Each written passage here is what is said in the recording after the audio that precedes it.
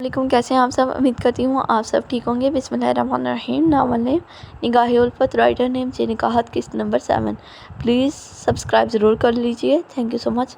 مطلب آپ کے ڈیڈی کے ساتھ ان کے تعلقات کشیدہ تھے۔ تعلقات ترشیدہ لبوں کو زخمی مسکراہٹ نے بڑی تلخی سے چھوا تھا۔ تعلق سے تعلقات بنتے ہیں عاشر صاحب، اور ڈیڈی تعلق صرف اپنے قد کے انسان سے جوڑتے ہیں جو ان کے ساتھ چلے تو پرفیکٹ لگے۔ اینڈ ماں ڈیڈی کے پرفیکٹ کے ڈیفینیشن پر پورا کیا آدھا بھی نہیں اترتی تھی۔ مطلب آنکھوں میں نمی، لفظوں میں چبھن، لہجے میں گھٹن، تضاد، لبوں پر رقصہ، عجیب اذیت بھری مسکان۔ عاشر الجھا، مطلب ان دونوں کا کوئی میچ نہیں تھا۔ ماما جسٹ 12 پاس تھیں، اور وہ بھی اوور ایج پرسنٹیج سے، اینڈ ڈیڈ وہ تو نام کے ہی بختیور ہیں۔ کنٹری کے سب سے کم عمر ہائی کورٹ جج ہونے کا اعزاز ہے ان کے نام۔ صاف لفظوں میں رات اور دن جیسی جوڑی میں دن اور رات کا تضاد۔ اینی وے، تمسخرانہ انداز میں اپنے زخم ادھیڑتے یکایک وہ سر جھٹک کر کھڑی ہو گئی تھی۔ عاشر بھی اس کے یوں بات بدل دینے پر برابر کھڑا ہوا، لیکن کھوجتی ہوئی نگاہ اس کے سائیڈ فیس کو ہی فوکس کیے ہوئے تھا۔ میں بس اس دن کے لیے آپ کو سوری کرنا چاہتی تھی، دیٹس اٹ۔ جھک کر اپنا کپ واپس ٹرے میں رکھنے کے بے حد قلیل وقف میں گہری سانس کھینچ کر وہ خود پر مکمل قابو پاتی عاشر کی طرف گھومی۔ ویسے بھی میں آپ کو بتا چکی ہوں، میرا ارادہ آپ کو یا آپ کی فیلنگز کو ہرٹ کرنا نہیں ہے۔ اس دن آپ پریشان ہوئے، اس کے لیے once again I'm extremely sorry. آنکھوں میں آنکھ ڈال کر جس خود اعتمادی سے اس نے اپنا بقیہ جملہ مکمل کیا تھا، اس کی گہری سمندر سی آنکھوں میں کھوجتی نظریں گاڑ کر بھی کچھ پل بستر کی اذیت کا نام و نشان نہ پیدا دیکھ عاشر اس لڑکی کی ضبط کمال کا قائل ہو گیا تھا۔ بڑے بڑے ماہرین کو بھی اپنی زندگی کی تلخ حقائق کو ازاں سرنو دہرانے کے بعد اس کرب و اذیت کے بنور سے ابھرنے کے لیے کچھ لمحوں کی تنہائی درکار ہوتی ہے، لیکن اس لڑکی نے آنکھوں میں آنکھیں ڈال کر اپنی روح کے زخموں پر بجائے پھائے رکھنے کے خود اعتمادی کے خول میں چھپا لیا تھا۔ مجھے گھورنے سے کافی واپس گرم نہیں ہونے والی، لائیں اسے۔ عاشر کے ہاتھ سے کپ لیتی وہ مسکاتی آواز میں میٹھا سا طنز کر گئی، مقصد فقط ان گہرائی میں اتر جانے کی خواہ نگاہوں پر لگام ڈالنا تھا۔ ہاں۔ وہ چونک کر سیدھا ہوا تو اس کی بدحواسی پر رمشا کی گال آنکھوں میں شریر چمکدار آئی۔ ویسے آئی ایم شیور آپ کو لگا ہوگا میں بچوں کو لے کر بھاگ گئی ہوں۔ اگر آپ کو واقعی لگتا ہے کہ آپ شکلاً اتنی ہی بے وقوف نظر آتی ہیں تو عین ممکن ہے۔ اس کے چڑھتے ہوئے انداز پر عاشر سنجیدگی سے نیم تصدیق کی مہر ثبت کر گیا۔ ایکسکیوز می، جلے کٹے جواب کی منتظر رمشا بھنجکی، جی آپ نے درست سنا، برائے نام۔ درمیان میں قدم بھر کا فاصلہ رکھ کر سنجیدہ چہرہ اس نے رمشا کے چہرے کے قریب کیا۔ مطلب میں تو اتنا بے وقوف ہوں نہیں جو سمجھوں قانون کی کتاب کھول کر پی چکی وکیل بچوں کو لے کر بھاگنے کی حماقت کر سکتی ہے، بٹ اگر آپ شکلاً بے وقوف لگیں تو ممکن ہے چہرے دھوکہ دے جاتے ہیں۔ سنجیدہ لہجہ آخر تک طنز لیے شریر ہو گیا تھا۔ جج جی، انابی لبوں پر رقصان حظ اٹھاتی دلکش مسکان، تبسم آنکھوں سے لپکتی مقناطیسی کشش، تضاد بھری پرفسوں لہجہ ہے۔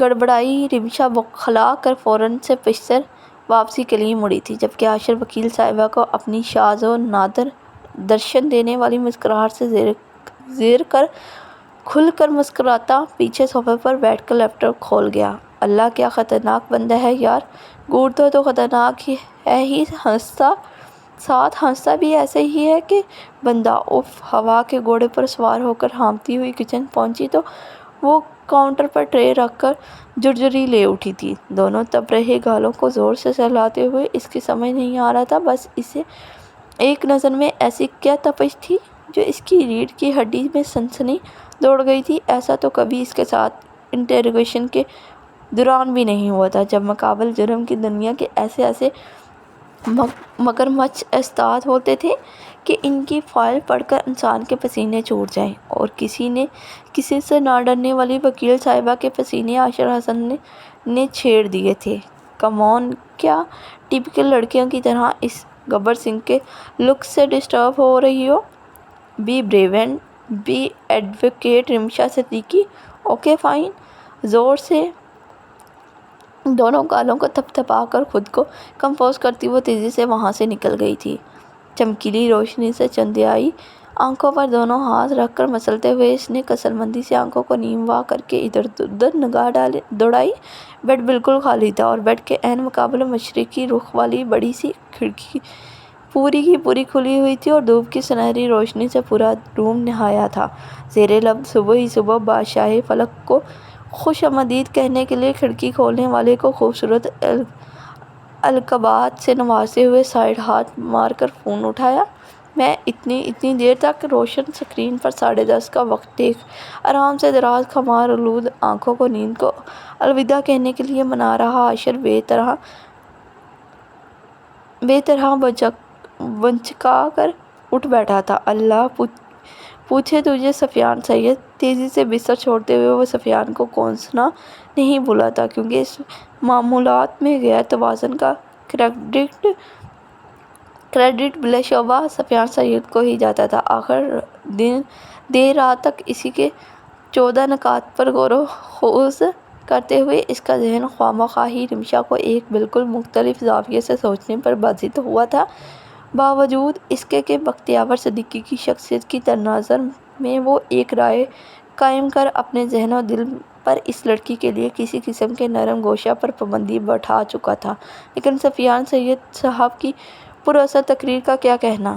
آفس کا ٹائم تو نکل چکا تھا۔ کبرڈ سے کپڑے نکالتے ہوئے مینیجر صاحب کو ٹیکسٹ کر کے ذہن ایک بار پھر رمشا کی اس ماں کے متعلق ہوئی باتوں کی طرف جانے لگا تھا کہ وہ زور سے سر جھٹک کر خود کو اس لفظوں کے جادوگرنی کے سحر سے محترز رہنے کا سختی سے تنبیہ کر کے واش روم میں گھس گیا تھا۔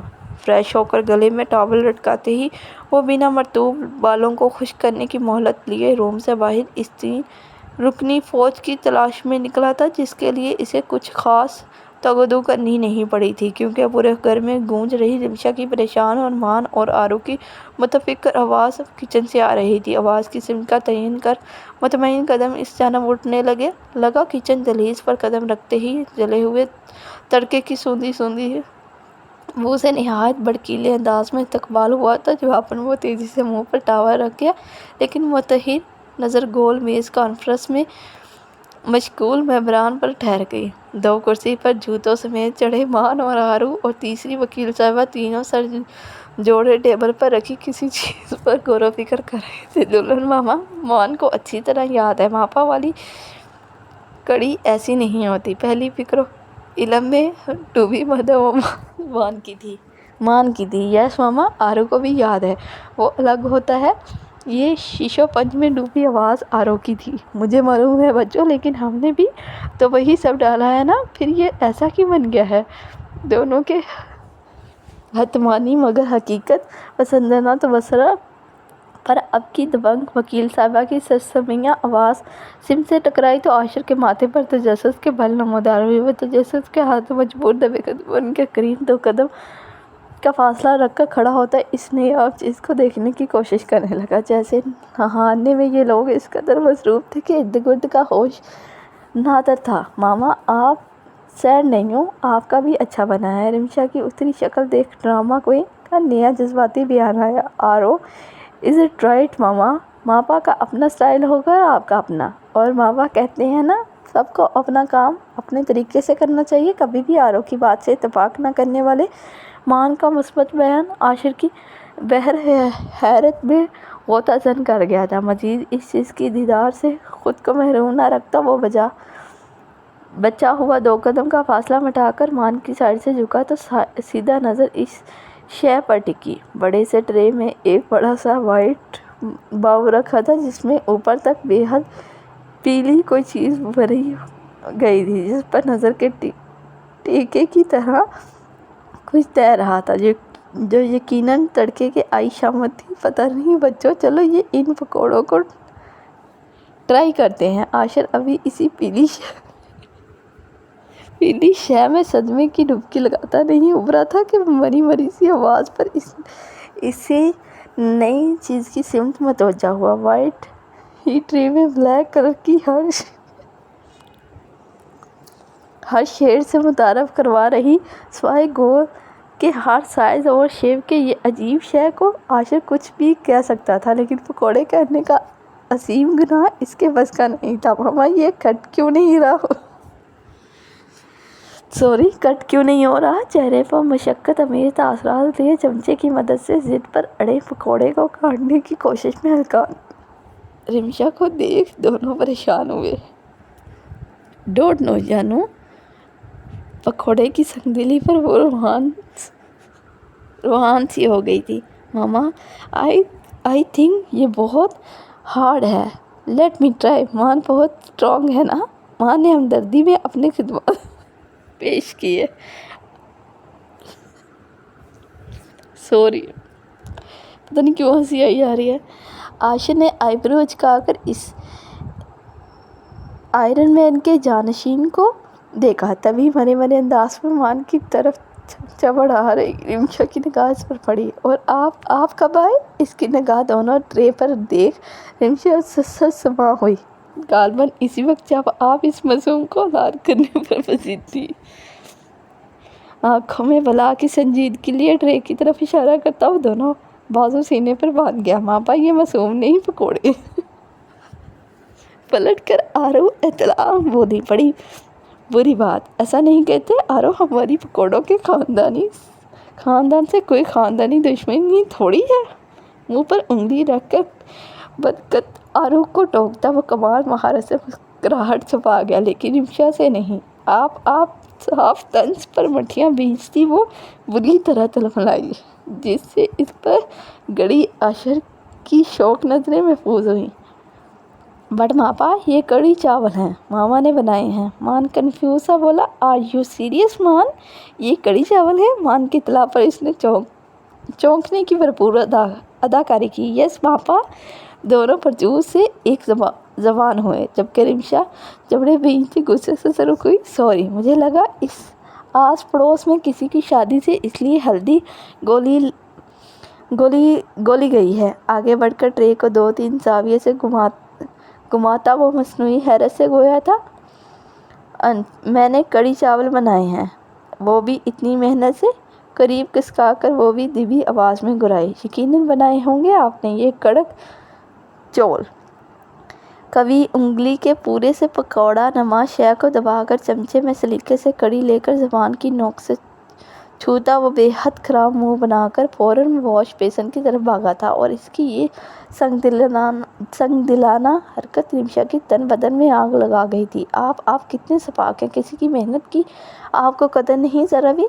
झटके से ट्रे उठाकर स्लेब पर पटकती वो गम गुस्से से दो बर थी। अरे कदर क्यों नहीं, बिल्कुल कदर है। आखिर ज़िंदगी में पहली बार सुवियत कड़ी चावल से रूबरू हो रहा हूँ। टॉवल से मुंह साफ करता हूँ तासरात लिए मुड़ा। सोयत, इसकी रंगत मुतग़य्यर हुई। जी आप भी ट्राई करें और मुझे भी रेसिपी बताइएगा। एहतराम से दोनों ट्रे वो वापस ले आया तो दोनों बच्चे भी मुदस्सत से तवज्जो हो गए थे।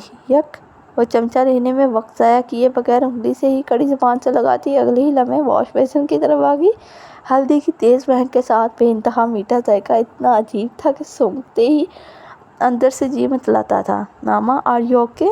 वॉश बेसिन पर झुकी करीब 2 मिनट तक कुली करने के बाद वो सीधा हुई तो दोनों बच्चे परेशान से करीब खड़े थे। यस जानू, दानिस्ता आशिर की तरफ देखने से एहतराज बढ़ती वो निगाह चुकाने में मनाई। वैसे यूँ तो खाने की टेबल पर वायलेंस मतलब कांटे छुरी की आवाज़ मुझे सख्त नापसंदीदा है, लेकिन कानून के हाथों से बने इस लजीज सालन को देखकर मुझे लग रहा है इन पकौड़ों को हलाल करने के लिए प्रोफेशनल हायर करना होगा। आई मीन कसाब साहिबान की मदद दरकार है। आपकी क्या कानूनी राय है इसके मतलब? क्रिमिनल लॉयर साहिबा चाकू की मदद से पकौड़ा काटने की सही करता वो मीठे मीठे तंज के तीर बरसाता भरपूर अंदाज में इसकी हालत से हफ्स उठा रहा था। मैंने फर्स्ट टाइम ट्राई किया था। ट्रे खींची वो चबाकर बोली, रियली? स्टीम पेपर पर लिख कर दूँ? वो जलमलाई। स्टैम्प पेपर पर लिख कर दूँ वज्जलमलाई। गिन्स वर्ड ऑफ हिस्ट्री में लिखवाने के मतलब कह रहा है वो एहतराम मुस्तफ़िर था। I don't mind, after all मैंने अपना बेस्ट दिया था। चबाकर इसने अपनी खुद एतमादी को वापस ओत लाया। ऑफ कोर्स, सॉल्ट की जगह शुगर ऐड करके और सोडा की जगह चावल का आटा ऐड करके दोनों डब्बे उठाकर आंखों को आगे लहराता वो एक बार फिर खजलत से इसे सुर्ख कर गया था। मुझे आपसे कोई बात नहीं करनी है। कुछ ना सोचने पर वो दप करती दरवाजे की तरफ बढ़ी। अच्छा सुने। फिर से आवाज़ लगाने पर वो न चाहते हुए भी जल्दी से चंद कदम की दूरी पर रुकी। एक्चुअली मैं जानना चाह रहा था, डब्बे से आपने बेसन निकाला था या आप खुद डब्बे से निकली हैं? आग में घी डालना कोई आशिर हसन से सीखता। आपसे मतलब गुंगरेली लट से बेसन जारती वो फाड़ खाने को दौड़ी। नो मतलब डरने की अदाकारी करता वो हाथ खड़े कर गया। फाइन। वो कलस कर वापस मुड़ी। अच्छा सीन। दहलीज अबूर करते ही फिर आवाज़ उभरी। करते कदम फिर से जकड़े। बेसन बात में भी कोई मसला नहीं है, लेकिन वाटर बहुत लेकर तैयार हो जाए। सरदारी जी के ढाबे पर जा रहे हैं हम कढ़ी चावल खाने। कसीदा कढ़ी चावल इजाफा इसके पेजोताब खाती हालत को हवा देने के लिए था। मैं नहीं जा रही बनाकर कहती वो आगे बढ़ने लगी थी कि अब की वो सामने वार्द हुआ। देखें आप, मैंने आपसे पूछना नहीं बताया है कि हम ढाबे पर सरदार जी के हाथों की बनी कढ़ी चावल खाने जाना है, लेकिन आप चाहें तो इनके साथ अपनी रेसिपी शेयर कर सकती हैं और फिर बाज ना आया आप बार में जाएं। इसकी घनी मूछें तले मचलती मुस्कान और आंखों की शौकी से वो जल बुनकर दप करती वहाँ से भागी थी। शहर की गहमा गहमी से हटकर ये ढाबा बेहद पुरसुकून जगह पर वाक़ था। धूल मिट्टी से पाक फ़िज़ा में खुली मुख्तलिफ फूलों के साथ देसी पकवान की इश्तिहार अंगेज़ खुशबुएँ, साथ ही में सरम पर बुझते पुराने पंजाबी गाने जो इसके समझ तो ज़्यादा नहीं आ रहे थे, लेकिन फिर भी इसके बोल पर वो मुस्करा रही थी। यह पकीज़ा अपने मुल्क की हुस्न से लबरेज फ़ज़ा इससे बेहद लबा रही थी। ज़िंदगी में पहली बार ही वो ऐसी जगह आई थी और इसे मानना पड़ा था कि जो मज़ा इस कुदरती मंजर से आरास्ता जगह में है वो मसनूई आराइशों से मज़ीन मसनूई चेहरे और लहजों से भरी 5 स्टार होटल्स में भी नहीं। सरदार जी ने खुद आकर इन्हें सर्व किया था। सरदार जी से बच्चों और आशिर की फ्रैंकनेस देखकर लग रहा था खासी पुरानी वाकफियत है। और फिर आशिर के तारुफ कराने पर जिस एहतराम और खुलूस के साथ सर तक हाथ उठाकर सलाम करते हुए पुरजोश अंदाज में उन्होंने आशिर को मुबारकबाद पेश किया था, रिमशा इनकी सादगी और अजीज़ाना अंदाज पर मुस्कराए बगैर न रह सकी। नहीं आशिर, परजाई जी मेरे ढाबे ते पहली बारी आई सी। मैं पैसे किवें लै सकदा हां? वो बच्चों को लेकर निकल रही थी कि सरदार जी की बुलंद खौफगी भरी आवाज़ पर मुड़ी। सरदार जी, अगर आप नहीं लेंगे तो दोबारा मैं बच्चों को लेकर नहीं आऊँगा। पैसे इनकी तरफ बढ़ाता आशिर मुलायमत से बोला। पर आशिर, कोई परवर नहीं सरदार जी, मोहब्बत अपनी जगह और बिजनेस अपनी जगह। ज़बरदस्ती पैसे इनकी मुट्ठी में देकर इसने बगैर इनसे बगलगीर होते इन लोगों के करीब आ गया था। कॉलेज के ज़माने से यहाँ आता हूँ मैं।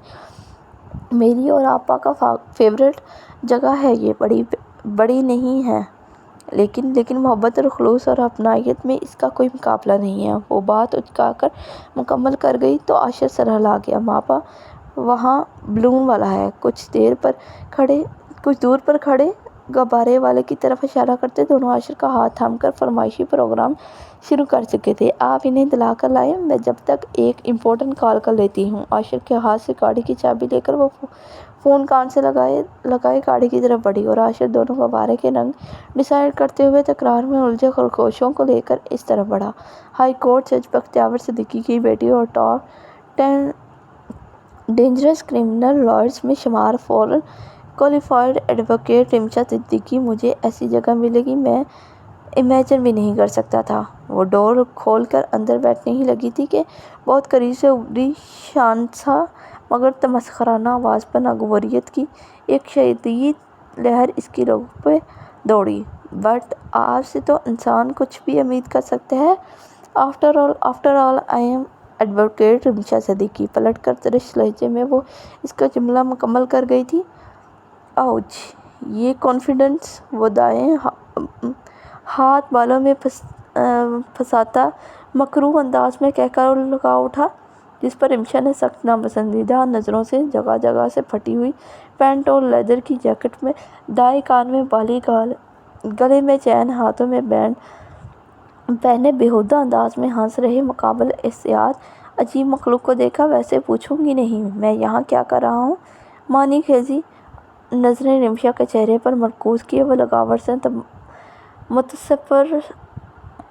मुस्तफर था। बेफजूल लोगों से फजूल सवाल करना मेरा शेबा नहीं। इसके दबे लहजे में चिंगाड़ी सी लिपकी थी। ओके, फिर मैं पूछ लेता हूँ। कॉलर चढ़कता वो बेढंगेपन से हंसा। पूछना ये था जिसे एक ज़माने की मुखालफ मोल लेकर तुमने पाया है, इसकी तारीफ़ किया है। बेहद फजूल सवाल है, क्योंकि इस तारीफ़ ऐसी है कि मैं बयान कर भी दूँ तो तुम सुन नहीं पाओगे। रियली, जिसकी इतनी औकात भी नहीं कि तुम्हें 5 स्टार होटल ना सही सस्ते से रेस्टोरेंट में लंच करवा सके, तुम इसकी तारीफ़ बयान करोगी और मैं सुन नहीं पाऊँगा। ह्यूमन जेलस लहजे में मसनूई तजस्सुस, आंखों में तमस्कर लिए वो अंगूठे से चैन घुमाता एक कदम आगे को झुका। जिससे जेलस होने की भी तुम्हारी औकात नहीं है, और इसके औकात की बात करो तो इसके साथ के आगे 7 स्टार की कोई वकात नहीं है। सीने पर बाजू बांध कर तमान्नत बड़े अंदाज में जवाब देते ही इसके तमस्कुर में ढीले नकूश नगोरियत से तने थे। बहुत ज़्यादा उड़ रही हो तुम। मटियाँ बेच कर वो खुशनुयत से गुराया था। बुलंदियों को तस्खीर करना मेरी आदत भी है, खासियत भी, लेकिन मैं ज़मीन से निगाह नहीं हटाती, क्योंकि तुम जैसे लोगों को मुंह के बल गिराना और गिरा हुआ देखना जो होता है। इसकी तलमलाहट से रिमशा को इश्तियाल खुद ब खुद ठंडा हो गया था। अपने बाप के हाथों हुआ अपने भाई का अंजाम शायद तुम भूल गई है, और मेरे हाथों हुआ अपना हशर यकीनन तुम्हें याद नहीं। आंखों में तनफर की चिंगारियाँ लिए वो दो जता गई। हद में रहो, उंगली उठाकर फनकारा। यही मैं कह रही हूँ, मेरी हदूद में फंसने की कोशिश मत करो, क्योंकि अगर मैंने हद से तजावज़ की तो तुम्हारी हस्ती मिट जाएगी। आंखों में गैस को आवाज़ देती ललकार लिए वो भी बहुत कुछ पावर करा गई थी। अब तुम जा सकते हो।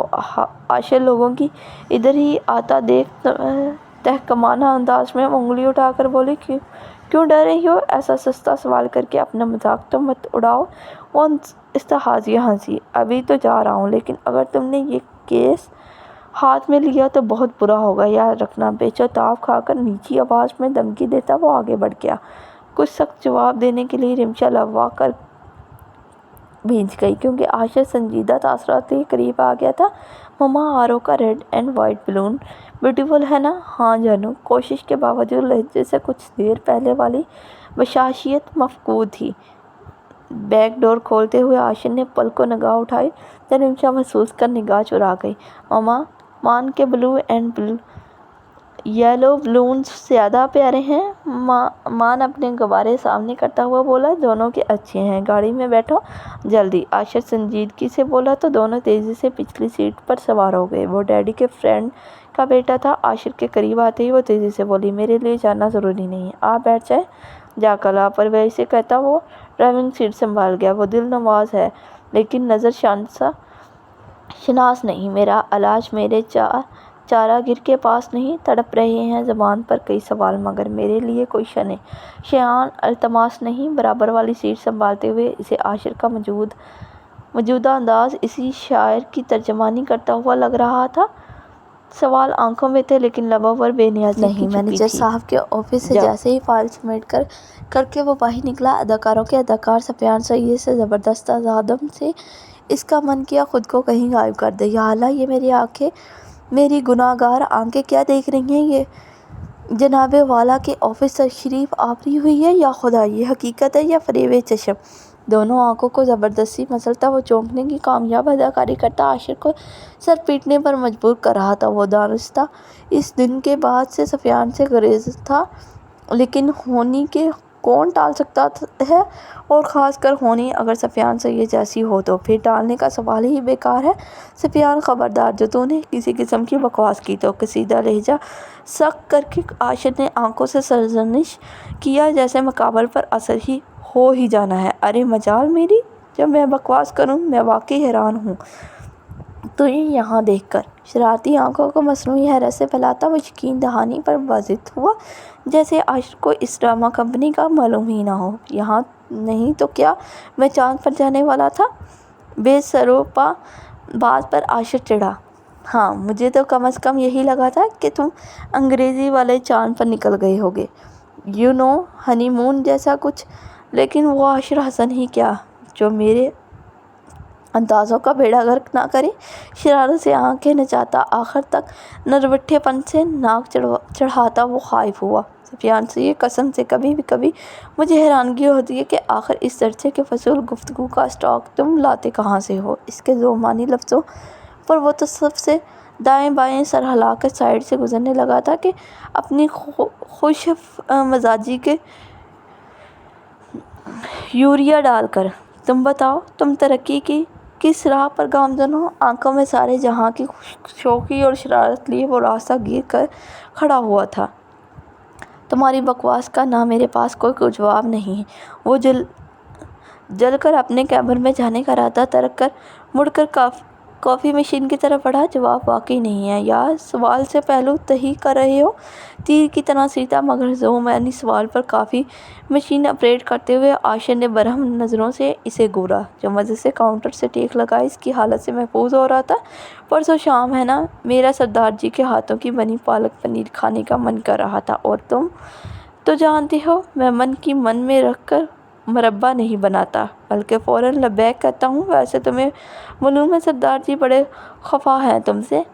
کن اکھیوں سے عاشر کو دیکھتی اس نے قصیدہ ڈرامائی وقفہ لیا۔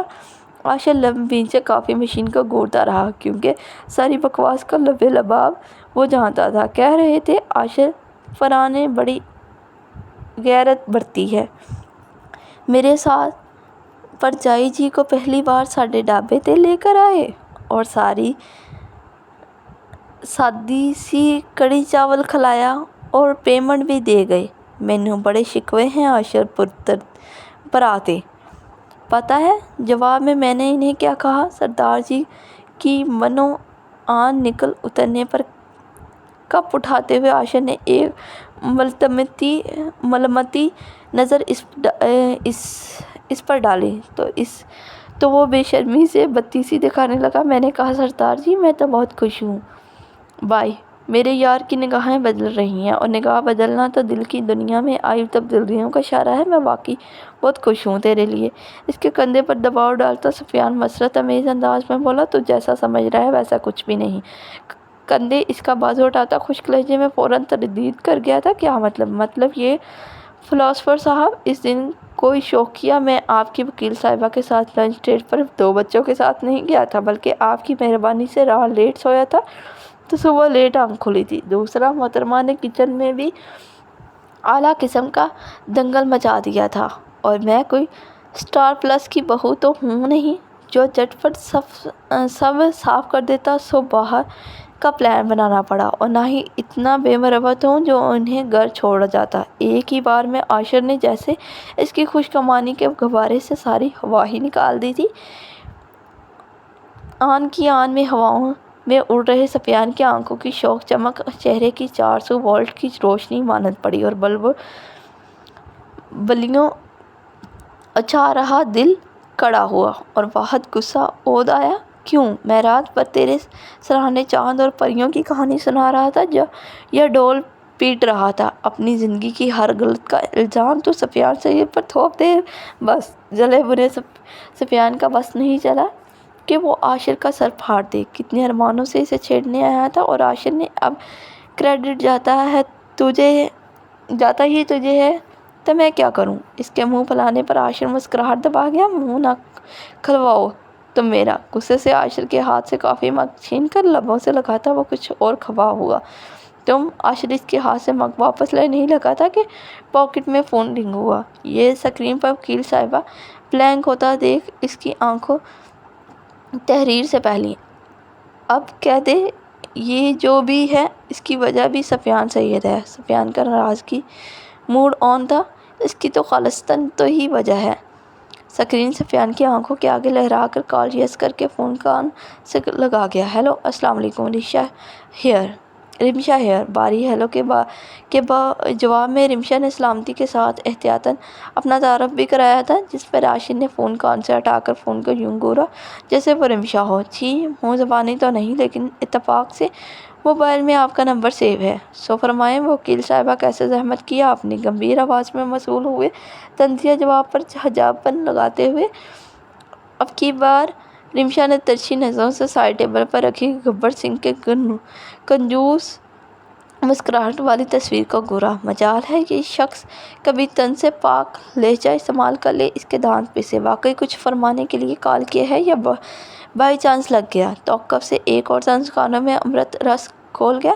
نہ تو آپ کا نمبر ایمرجنسی نمبر ہے اور نہ ہی میری ڈائل لسٹ کا سب سے کامن جو یوں ہی لگ جائے۔ شرح آواز میں حسب توقع قرار جواب ملنے پر عاشر کے لبوں کے کنارے پر ہلکی سی مسکراہٹ پھوٹی تو بغور اسے دیکھ رہے سفیان کے آئی برو احساسیہ اوپر اٹھے۔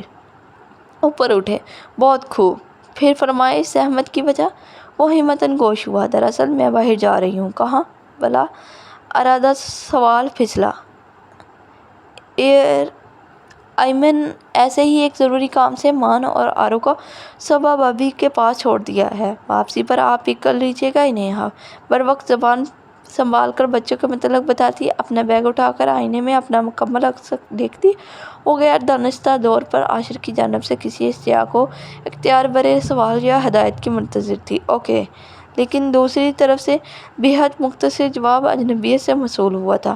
اوکے، دین فی امان اللہ۔ کچھ بوجھ پن سے جواب دیتی وہ کال ڈراپ کر گئی۔ کچھ امید کے دیے بے وجہ ہی جل اٹھتے ہیں، شاید اگلے لمحے ہی بجھ کر ہر سو دھواں کرنے کے لیے۔ فی امان اللہ زیر لب لفظ دہراتے اس کا دل بھی عجیب ہوا تھا۔ یہ تو اپنی بیوی سے بات کر رہا تھا یا پڑوسن سے؟ اس کے فون کان سے ہٹاتے ہی سفیان نے تیوری بل نمودار کیے۔ اپنے کومل جذبات کے الفاظ سے بھی نابلد جگری یار کو گھورا۔ اب اس میں کیا مسئلہ ہے؟ وہ چڑھا۔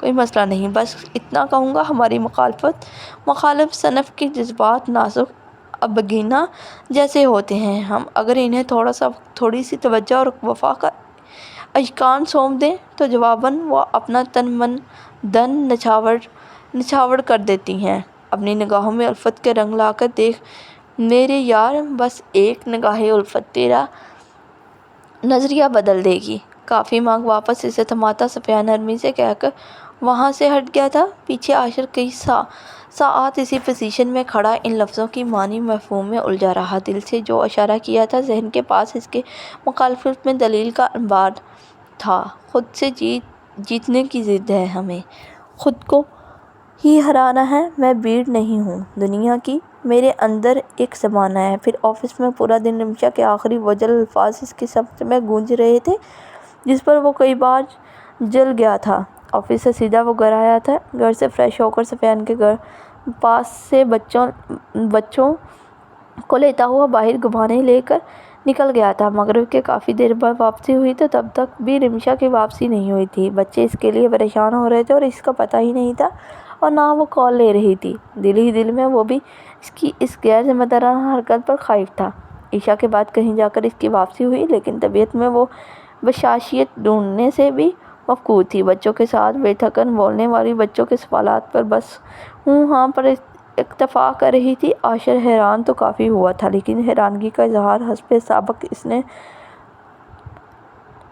اس نے کرنا ضروری نہیں سمجھا تھا۔ اللہ، رات کا نہ جانے کون سا پہر تھا جب گہری نیند میں سویا عاشر جبڑے پر ہوئے زبردست حملے پر کرا کر اٹھا، چہرے پر تکلیف دہ اثر لیے جبڑا سلاتے ہوئے نیند سے بوجھل آنکھوں کو حملہ آور کی تلاش میں گھمایا تو کندھے پر درے پیر کو دیکھ کر معلوم ہوا کہ حسب سابق یہ فلائنگ کک مان صاحب نے آزمائی ہے۔ جانے یہ لڑکا نیند میں کس دنگل مقابلے میں حصہ لینے نکل جاتا ہے جو پورے بیڈ کو دنگل اکھاڑ سمجھ کر لوگوں پر داؤ آزماتا رہتا ہے۔ اٹھ کر مان کو سیدھا سلاتا وہ ٹیڑھے میڑھے منہ کر کے جبڑے کی درستگی کی تصدیق کرتا بڑبڑا بھی رہا تھا، لیکن یہ اس طرح مان پر کمفرٹر برابر کرتے ہوئے یکایک اسے یاد آیا یہاں تو رمشا سوئی تھی اور رمشا کے سونے کے بعد اتنی جگہ بچتی نہیں تھی کہ مان گڑی کے کاٹنے کی طرح گھوم سکے۔ اس کا مطلب تو یہی تھا کہ وہ کافی دیر سے بیڈ پر سے غائب ہے، واش روم کی لائٹ بھی آف ہے اور سائڈ روم کی بھی۔ پھر یہ کہاں گئی ہو؟ کہاں؟ نائٹ بلب کی نلگیوں روشنی میں دونوں دروازوں کو اندر سے مقفل دیکھ عاشر کا تشویش زد ہونا جائز تھا۔ احتیاط سے آرو پر کمفرٹر برابر کرتا وہ سائڈ سے اپنا فون اٹھا کر بیڈ سے نیچے اتر آیا تھا، سلیپر پہن کر ماتھے پر فکر و تشویش کے بل لیے دروازے کی طرف قدم اٹھاتے ہوئے اس کی ذہن میں صرف اور صرف رمشا تھی۔ چند ساعت پہلے کا نیند کا غلبہ جیسے اسے غیر موجود دیکھ کر بالکل ہی حیران ہو گیا تھا۔ نیم اندھیرا گھر میں اس کی تلاش میں متفکر نگاہیں دوڑ رہے عاشر کی تلاش چاند کی اجلی روشنی میں نہایے لاؤنج میں ختم ہوئی تھی، جہاں وہ گلاس وال پر درے سارے باری پردے ہٹا کر خود سراپا چاندنی میں نہائی گلاس وال سے باہر نظر جمائے محبت کر دینے والے منظر پیش کر رہی تھی۔ ٹھٹک رکا تو چند ساعت ضدی دل کی ہر ترمیم پر نظر اس منظر سے الجھی رہی، پھر سر جھٹکتا وہ آگے بڑھا۔ آپ یہاں کیا کر رہی ہیں؟ گلا کھنکار کر دھیمی آواز میں مخاطب کیا، لیکن جواب ندارد، شاید وہ کسی گہری سوچ میں غرق تھی۔ رمشا؟ ہچکچاہٹ کے ساتھ پہلی بار اس کا نام لیتے ہوئے عاشر نے اس کے شانے پر نرمی سے ہاتھ دھرا۔ ہاں، وہ جیسے گہری نیند سے جاگی تھی۔ آپ یہاں کیا کر رہے ہیں؟ چہرے پر تیزی سے ہاتھ پھیر کر جیسے اس نے اپنے حواس کو یکجا کیا تھا۔ یہی میرا سوال ہے، آپ رات کے یہاں کیا کر رہی ہیں؟ بغور چاندنی میں دمک رہے نقوش پر نظر گاڑے وہ نرمی سے متفسر تھا۔ کیوں؟ آپ کو میری فکر ہو رہی تھی؟ اصلی خود اعتمادی سے اس نے براہ راست نگاہیں چار کی تو لحاظے کو عاشر سٹپٹا گیا۔ آپ بیڈ پر موجود نہیں تھی، وہ سنبھلا۔ تو آپ کو فکر ہو گئی؟ آپ کا سوال برقرار تھا۔ اس کا سوال برقرار تھا، مان گرنے والا تھا۔ اس نے اپنی طرف سے ٹھوس جواب دیا۔ پھر بھی آپ اسے چھوڑ کر میری فکر میں باہر چلے آئے؟ اس کا موقف ایک ہی تھا، سائڈ پر تکیہ لگا کر آیا ہوں۔ وہ تذبذب کا شکار ہوا۔ بالآخر آپ تسلیم کر رہے ہیں کہ فکر ہو رہی تھی۔ وہ جیسے بضد تھی عاشر سے قبول کروانے کے لیے، یا پھر اپنی کچھ دیر پہلے والی کیفیت سے عاشر کا دھیان ہٹانے کے لیے۔ وکیل صاحبہ، رات کی 2:30 بجے آپ کو بالکل بھی ثابت کرنے کی ضرورت نہیں ہے کہ آپ ایک قابل وکیل ہیں۔ زچ ہو کر اس نے فحاشائی نظروں گھورا تو وہ کھل کر مسکرا دی۔ لیکن آپ کو ٹھوس جواز اور دلائل کی اشد ضرورت ہے یہ ثابت کرنے کے لیے کہ آپ کو میری فکر یہاں کھینچ کر نہیں لائی ہے۔ متبسم اور متحمل لہجے میں جتاتی وہ ایک بار پھر عاشر کو لاجواب کر گئی۔ اوکے، آپ ذرا جیت چکی ہیں، سو اب آپ بتائیں گی آپ یہاں اتنی رات کے تارے گننے کا خیال آپ کو کیوں آیا؟ لمحاتی توقف لے کر وہ واپس اسی موضوع پر آیا۔ تنز و تشنع کی خداداد صلاحیت کے علاوہ حسِ مزاج بھی آپ کی شخصیت میں شامل ہے، یہ راز ابھی مجھ پر منکشف ہوا۔ وہ ہنوز ٹال مٹول پر مضر تھی۔ بحث و مباحثہ کے علاوہ آپ نے ٹال مٹول میں بھی ڈپلوماز کیے ہیں، یہ راز بھی مجھ پر ابھی آفشاں ہوا ہے۔ وہ بھی دو بدو چھوڑ کر گیا، لیکن آپ ٹالنے والی شے نہیں ہیں۔ اس کی جلی کٹی سے رمشا کو لطف آیا۔ پھر بھی آپ ٹالنے پر منحصر ہیں، وہ برجستگی سے بولا۔ ہاں۔ رمشا نچلا ہونٹ دانتوں سے دبائے چند ساعت اس کی طرف دیکھتی کھلکھلا اٹھی تھی۔ تو عاشر نے بھی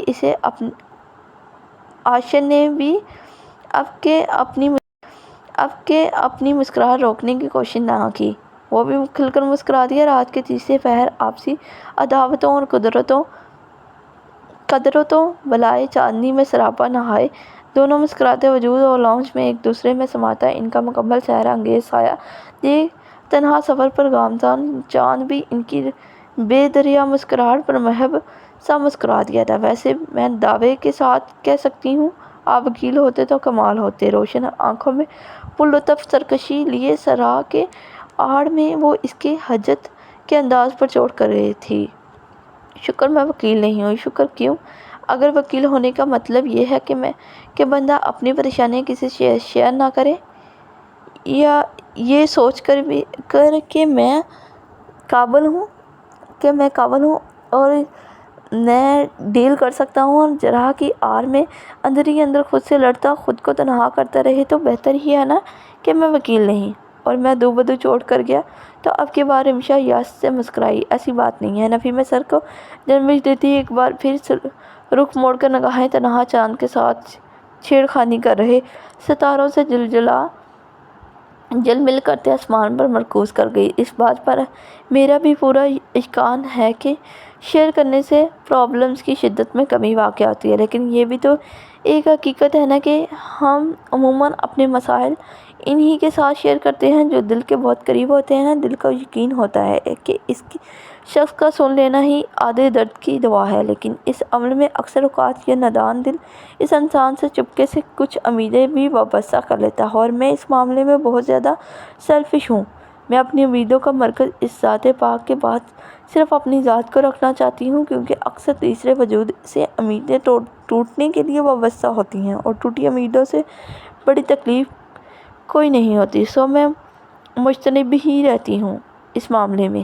ایک طرز پر بہتے دریا سا دھیما لب و لہجہ گہرے تجزیہ پر محمول الفاظ فضا میں جیسے فسوں پھونک گیا تھا۔ عاشر مسمسائز ہوا۔ ابھی کی بات سن لیں۔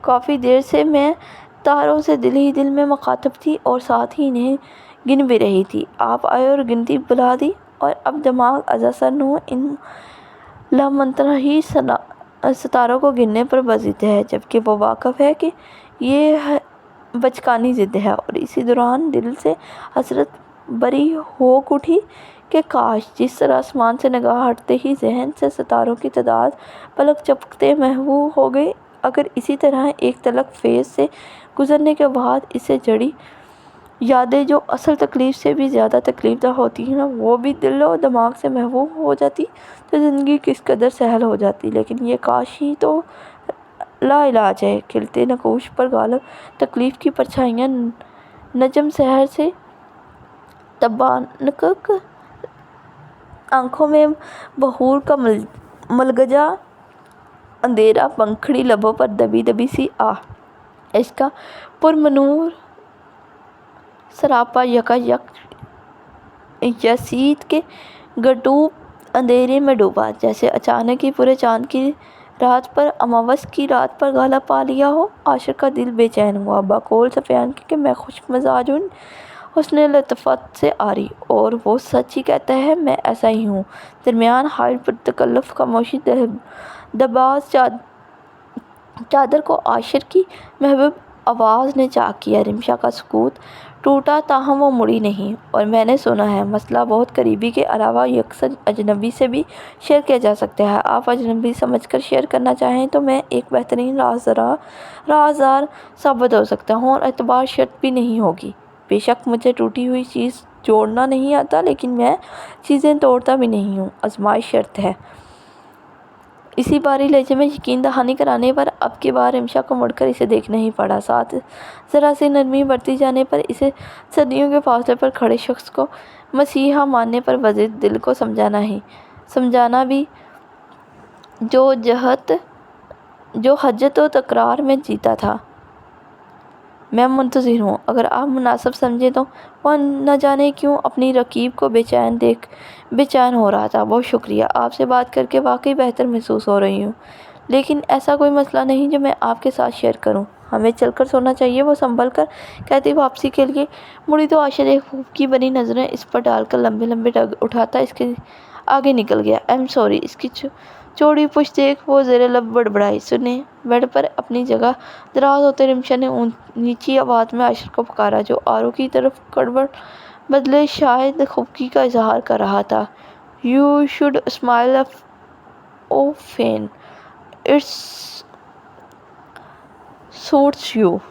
جواباً نادر پا کر وہ توقف سے اس کی چوڑی پشت پر نظر جمائے بولی، تو آرو کے بالوں میں انگلیاں چلا رہے عاشر کی کبھی انگلیوں حرکت بے اختیار دھیمی۔ گزر گیا جو زمانہ، اسے بھلا بھی دو، جو نقش بن نہیں سکتا اسے مٹا بھی دو، کھلے گا ترک تعلق کے بعد باب فنا، یہ آخری پردہ بھی اب ہٹا ہی دو۔ پشت پر پرتپش نظروں کا اثر زائل ہوا تو عاشر نے رخ موڑ کر دیکھا، اس کا رخ دوسری جانب تھا۔ چند ساعت اسی طرح اس کی پشکورتا بے ساخت مسکرایا، پھر نفی میں بے سر ہلاتا باری پپٹے موند گیا۔ اگلی صبح ناشتے کے دوران ہی اس کا فون رنگ ہوا تھا، اور اسکرین پر نگاہ ڈالتے ہی عجلت میں بقیہ ناشتہ ویسے ہی چھوڑ کر کرسی کچکاتی وہ اٹھ کھڑی ہوئی تھی۔ عاشر سمیت دونوں بچوں نے بھی حیرانگی سے اسے دیکھا۔ جواباً "امپورٹنٹ کام سے نکلنا ہوگا" کہتی وہ روم کی طرف بڑھی تھی۔ بمشکل 2 منٹ میں حجاب پن لگاتی ہوئی باہر آئی اور دونوں بچوں کو پیار کر کے جلد آنے کا کہہ کر ہوا کے گھوڑے پر سوار نکل گئی۔ عاشر کے لبوں پر تک آیا سوال وہیں دم توڑ گیا۔ زندگی پھول ہے، خوشبو ہے، مگر یاد رہے زندگی گردش حالت بھی ہو سکتی ہے۔ چال چلتے ہوئے شطرنج کی بازی کے اصول بھول جاؤ گے تو مات بھی ہو سکتی ہے۔ تنے نقوش بھینچے لب، سلگتی کرنپٹیاں اور سختی سے پوست لبوں سنگ مستحکم اور مضبوط قدم اٹھاتی آج قریب 2 مہینے بعد وہ صدیقی مینشن کا کبھی ہیکل گیٹ عبور کر اندر داخل ہوئی تھی۔ وسیع و سرسبز و شاداب گارڈن عبور کر خوبصورتی سے آراستہ شادہ ہاتھ سے گزر کر سلیقے سے سجے ڈرائنگ روم میں داخل ہو کر نشست سنبھالنے تک اس نے اپنا دل و دماغ میں کوئی قابل ذکر تبدیلی محسوس نہیں کی تھی۔ وہاں فقط گہرا سکوت تھا، نہ ڈر تھا، نہ خوف، نہ ہی کسی قسم کا کوئی غیر معمولی پن۔ پچھلی پوری رات اور آج پورا دن بنا پانی کا ایک بوند حلق سے اتارے بختیور صدیقی کی آفس کی ویٹنگ روم میں بیٹھی وہ خود کو ہر طرح کی صورتحال کے لیے تیار کر چکی تھی۔ وہ جانتی تھی بختیور صدیقی کا کل قصیدہ ایئرپورٹ پر اسے نظر انداز کر کے اسے لنگور کی گاڑی میں سوار ہونا اور آج بھی جان بوجھ کر میٹنگ کا بہانہ کر انتظار کروانا اسے بس یہ احساس دلانے کے لیے تھا کہ وہ اپنے موقف سے 1 انچ تک نہیں ہلیں گے، اور وہ بھی کل ایئرپورٹ اور آج پورا دن آفس میں اسے لیے بیٹھی رہی تھی کہ انہیں جتا سکے کہ نہ وہ سرکش نافرمان ہے اور نہ ہی ہدف کی کچی۔ اس نے جو کیا اس کا اسے نہ پچھتاوا ہے اور نہ ہی کسی قسم کی پشیمانی۔ تبھی وہ ان سے نگاہیں ملا کر بات کرنے یہاں بیٹھی ہے۔ وہ مشرقی دیوار سے لگے صوفے پر پرسکون انداز میں پرجمان محو انتظار تھی، اور مغربی دیوار پورا شوکیس تھا جس میں بختیور صدیقی کی فخریہ کامیابی کے اسناد، تمغے، میڈلز اور مختلف موقعوں پر نامی گرامی اشخاص کے ساتھ لی گئی فریم میں مکی تصاویر نفس سے سجی ان کی واہ واہ کر رہی تھی۔ جب سے اس نے ہوش سنبھالا تھا اسے شوکیس کو ایسے ہی سجا ہوا دیکھا تھا، جس میں وقتاً فوقتاً فرق یوں آتا رہا کہ ان اسناد وغیرہ کی جگہ تبدیلیاں ہوتی رہیں۔ سرسری سی نگاہ اپنے باپ کی کامیابیوں کی لمبی فہرست پر ڈالتے ہوئے اس کی نظر سینٹر ٹیبل پر تازہ پھولوں سے سجے پیش قیمتی سراہی دار گلدان پر پڑی تو ہاتھ بے اختیارانہ ہی ان پتیوں کی نرماہٹ محسوس کرنے کے لیے آگے بڑھا۔ ابھی انگلیاں پھول تک رسائی نہ پا سکتی تھی کہ باہر سے ابھری باریک قدموں کی چھاپ پر چونکنے کے باعث کانٹوں سے وابستہ پڑ گیا۔ لبوں سے ہلکی سسکاری خارج ہوئی تھی۔ 7 انگلیوں کو دیکھ تو انگوٹھے اور شہادت کی انگلی پر خون کی بوند نمودار ہو چکی تھی، لیکن ٹشو اٹھانے تک کی مہلت نہیں ملی۔ جب خوشنیت برے تاثرات لیے بختیور صدیقی کروفر سے چلتے اندر داخل ہوئے۔ السلام علیکم ڈیڈ، مٹھی سختی سے بند کرتی وہ مؤدب سی کھڑی ہو گئی۔ جواباً ایک ترچھی نظر اس پر ڈالتے وہ اس کے مقابل صوفے پر ٹانگ چڑھا کر ترجمان ہو گئے۔ ہائے رمشا، واٹ اے سرپرائز! وہ اپنی جگہ بیٹھنے ہی لگی تھی کہ دروازے پر خباثت بھری مسکراہٹ لیے نمودار ہوئے لنگور کو دیکھ اس کے اعصاب چٹکے۔ ہائے، میں یہاں اپنے ڈیڈ سے نہایت ہی ضروری اور ذاتی بات کرنے آئی ہوں، جس میں کسی تیسرے کی موجودگی مجھے بالکل بھی اچھی نہیں لگے گی۔ سو آئی ہوپ تم مائنڈ نہیں کرو گے اسفندیار۔ شائستہ لب و لہجے میں لفظوں کا انگارے کی مانند پیس کر بسم کرتی نگاہوں سے اس نے اسے وہیں سے دفع ہونے کا اشارہ کیا تھا۔ رمشا اس کے میٹھے لہجے میں تنبیہ تھا۔ سوری ڈیڈ، وہ معذرت خواہ مگر تائید سے بولی تو انہوں نے مسمی شکل بنائے کھڑے اسفندیار کو جانے کا اشارہ کیا۔ وہ ایک قہرآلود نظر رمشا پر ڈالتا ہوا مڑ گیا تھا۔ وہ مطمئن سی تمام تر خود اعتمادی کے ساتھ اپنی نشست پر برجمان ہوئی۔ جو کہنا ہے جلدی کہو، وقت نہیں ہے میرے پاس۔ وہ اسی خوشنویت بھرے انداز میں وجلت ہوئے۔ آپ کے پاس تو کبھی بھی ہمارے لیے وقت نہیں تھا ڈیڈ۔ لبوں سے بے ساختہ شکوہ پھسلا۔ اسی کا صلہ دیا ہے جگ ہنسی کروا کر۔ جواباً انہوں نے طرفہ بھری نظر اس پر ڈالی۔ میں نے کوئی ایسا ذلت آمیز کام نہیں کیا ہے ڈیڈ جس سے آپ کی جگ ہنسائی ہو۔ اس کی آواز نیچی مگر مضبوط تھی۔ انہوں نے نفرت سے ہنکار بھرا تو وہ مزید گویا ہوئی۔ میں نے جو کیا ہے اپنی مرضی سے سوچ سمجھ کر جائز طریقے سے کیا۔ آپ کی سرکشی یا نافرمانی میرا ارادہ قطع نہیں تھا۔ ہوتا تو میرا طرز عمل کچھ اور ہوتا، اس بات کو کہیں نہ کہیں آپ بھی جانتے ہیں۔ بدتمیزی یا تلخ کلامی اس کا مقصد تھا نہیں۔ سو وہ تحمل سے گویا ہوئی، لیکن جواب میں بختیور صدیقی پھٹ پڑے تھے۔ میں صرف اتنا جانتا ہوں میری بیٹی نے ایک دو کوڑی کے آدمی سے شادی کی ہے جس کی اوقات ہمارے مٹی میں آٹے جوتے کی نوک چونے کی نہیں۔ اسے ہماری بیٹی نے سر کا تاج بنا لیا ہے اور میں صرف اتنا جانتا ہوں کہ اسے اس جرات کی بہت بڑی قیمت چکانی پڑے گی۔ بہن کی گھٹیا ترکیبیں کام نہیں آئیں تو وہ کمذات لوگ اب ڈیڈ پلیز۔ وہ غرور ہستی کی حدود سے تجاوز کرتے حقارت آمیز انداز میں کسی کی ذات کے پرخچے اڑائے جا رہے تھے کہ رمشا غضب جواب دے گیا۔ نو، اگر تمہیں یہ لگتا ہے کہ تم نے 4 کیس اچھے سے سولو کر کے اور چند اچھے وکیلوں میں اپنا نام سرفہرست لا کر مجھ سے جیت جاؤ گی اور انہیں اس بار میرے عتاب سے بچا لو گی تو یہ تمہاری بہت بڑی بھول ہے۔ سائڈ ہتھی پر ہاتھ مارتے خون اشام انداز میں وہ گھرائے تھے۔ معذرت کے ساتھ اگر آپ کو لگتا ہے ڈیڈ کہ ماضی پھر سے دہرائی جائے گی تو یہ آپ کی بھول ہے۔ جواباً وہ بھی مؤدب مگر سپاٹ سے انداز میں باور کرا گئی۔ میں نے تمہیں اس قابل اسی لیے بنایا تھا کہ تمہاری آنکھوں میں بغاوت کی چنگاریاں دیکھوں۔ اس کی نڈر انداز پر بختیور صدیقی کے اندر باہر آگ سی بھڑکنے لگی تھی۔ آپ کی نگاہوں کا دھوکہ ہے ڈیڈ، یہ بغاوت نہیں مصلحت ہے۔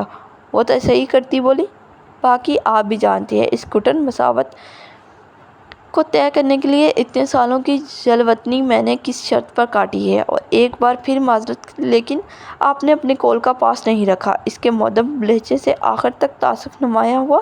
رمشا بے دھڑک آئینہ داری پر وہ غضبناک انداز میں دہاڑتے ہوئے جھٹکے سے کھڑے ہوئے تھے۔ غیظ و غضب سے سرخ انگار چہرہ، لہو ٹپکاتی آنکھیں، وہ اور غصے و قہر سے متزلزل تنفسی نظام سختی سے مٹھیاں بھینچے وہ ضبط آزما رہے تھے۔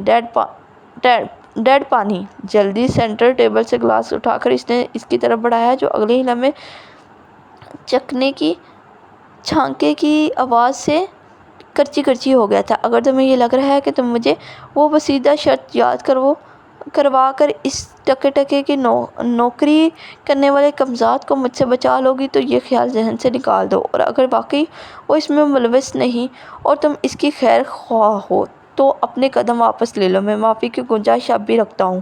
خوشنویت بھرے انداز میں اسے ازاں سر نو باور کراتے انہوں نے دروازے کی طرف پیش قدمی کی ہی تھی کہ عقب سے ابھری رمشا کی حتمی آواز پر قدم جکڑے۔ اور اگر آپ کو لگتا ہے کہ میں اپنے بھائی کی وارثین کے حق پر غضب بن جاؤں گی تو یہ خیال آپ کو بھی اپنے ذہن سے نکالنا ہوگا ڈیڈ۔ باقی وہ شرط آپ کے لیے بسیدہ ہوگی، میرے لیے نہیں، کیونکہ اسے ایک شرط کی پاسداری کرنے کے لیے میں اپنے بھائی کے آخری دیدار سے محروم رہ گئی۔ اس کی آواز میں نمی گھلی۔ بختیور صدیقی کے کرفور سے تنی گردن ڈھیلی پڑی، لیکن نادام وہ اب بھی نہیں ہوئے تھے۔ ون لاسٹ ٹائم میں یہ بات کلیئر کر دوں، جو کیا ہے میں نے کیا ہے، اس سب کی ذمہ دار صرف اور صرف میں ہوں اور کوئی نہیں۔ اور میں جانتی ہوں آپ جتنے بھی سنگ دل صحیح کسی بے قصور کو سزا نہیں دیتے، اور میں نے جو بھی کیا ہے اپنے بھائی کے معصوم بچوں کو ان کا جائز حق دلانے کے لیے کیا ہے، اور اپنے مقصد کو پانے تک میں چین سے نہیں بیٹھوں گی، کیونکہ میں بھی آپ ہی کا خون ہوں ڈیڈ۔ جاؤ تو پھر مٹ جاؤ گی، لیکن مڑنے کا خیال تک ذہن میں نہیں لاؤں گی۔ اس کی بے خوف انداز اور چٹان سے مضبوط ارادوں پر لحاظ بر کے لیے بختیور صدیقی کے اعصاب پر برف کی سیل جمی تھی۔ لیکن کہنا چاہوں گی ڈیڈ، اگر آپ نے اب بھی ناانصافی کے اس سلسلے کی طوالت دی تو آپ اپنا بیٹا تو کھو چکے ہیں، بیٹی کھو دیں گے۔ توقع سے وہ تنفر سے ہنکار بھر کر آگے بڑھے تو وہ دکھ سے بولی، لیکن وہ نکلتے چلے گئے۔ دیکھتے ہی دیکھتے ان کی پشت دھندلا ہی گئی، ساتھ کچھ اوس کی موتی گنہری پلکوں کا بوجھ پڑ گئے تو زخمی انگلی کی پوروں پر انہیں چن کر تعصب سے دیکھتی وہ سختی سے آنکھیں میچ کی جا رہی ہے۔ Thank you so much, please like share subscribe کیجیے اینڈ بیل آئیکن ضرور کلک کیجیے۔ Thank you so much.